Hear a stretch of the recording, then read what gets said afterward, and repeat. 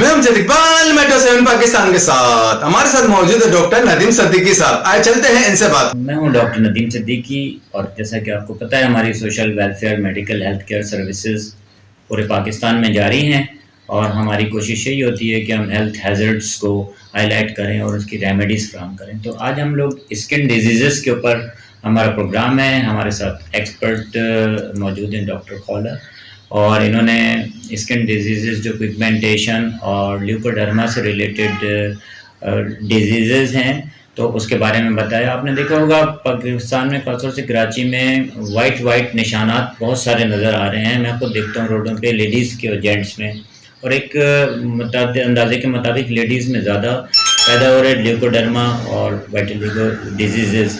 तो इसकी रेमेडी के लिए आज डॉक्टर साहिबा ने अपने कुछ ट्रीटमेंट्स बताए हैं और इसको लेके हम लोग आगे चलेंगे और अवाम नास के लिए एक बेहतर रास्ता फराहम करेंगे। जिस डिजीज़ के लिए मैं खुद जब देखता हूँ परेशान हो जाता हूँ कि यार ये क्या हो रहा है, और इसको हमारा हेल्थ डिपार्टमेंट कुछ करने से कासिर है इस शोबे में। तो इस पे हम लोग काम कर रहे हैं और इंशाअल्लाह अवाम के लिए एक बहुत अच्छा रास्ता फराहम करेंगे। ट्रीटमेंट भी करेंगे हम और इसके मेडिकल कैंप्स भी लगाएंगे। अस्सलाम वालेकुम, मेरा नाम डॉक्टर खौला एजाज है। मैं एस्थेटिक फिजिशियन एंड डर्मेटोलॉजिस्ट हूँ और बहुत सारे डिफरेंट प्राइवेट क्लिनिक्स में प्रैक्टिस कर रही हूँ।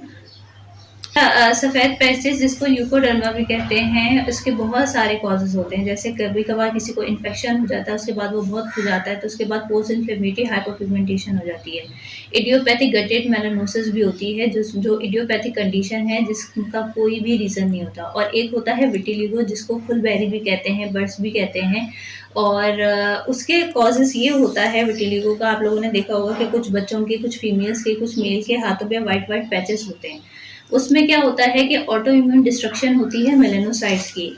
इंसान की बॉडी के अंदर जो सेल्स होते हैं वो अपनी ही बॉडी के खिलाफ एंटीबॉडीज़ प्रोड्यूस कर देते हैं, एंटीबॉडीज़ मेलानोसाइट्स के खिलाफ, जो कि मेलानोसाइट्स को डिस्ट्रॉय करते हैं और जिसकी वजह से well defined milky bright white patches जो हैं वो डेवलप हो जाते हैं बॉडी के अंदर।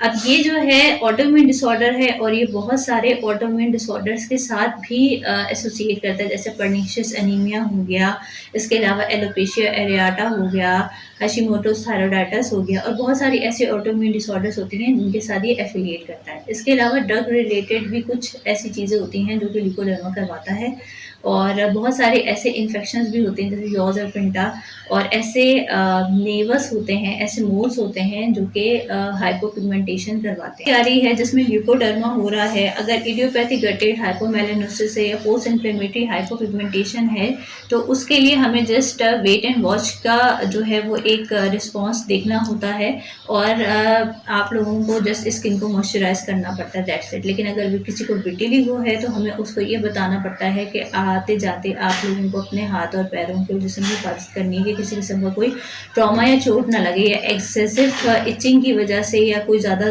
जा रहा है तो उसकी वजह से एग्रीवेट हो सकता है। इसको ट्रीटमेंट के लिए हमें करना क्या होता है विटिलिगो के लिए, कि हम अगर छोटा सा स्मॉल पैच है तो हम उसमें सिर्फ टॉपिकल स्टेरॉइड लगाते हैं अल्टरनेट डे पे, या टॉपिकल टेक्रोलिमस ऑइंटमेंट होता है जो एक्जिमस के नाम से आता है, वो हम अल्टरनेट डे पे लगाते हैं। और पेशेंट्स को बताते हैं कि आपने मंथ में जो है वो 15 दिन लगातार लगाना है या अल्टरनेट डे लगाना है। 3 मंथ्स का हम ट्रीटमेंट देते हैं, उसके बाद फिर उसको फॉलोअप पे रखते हैं।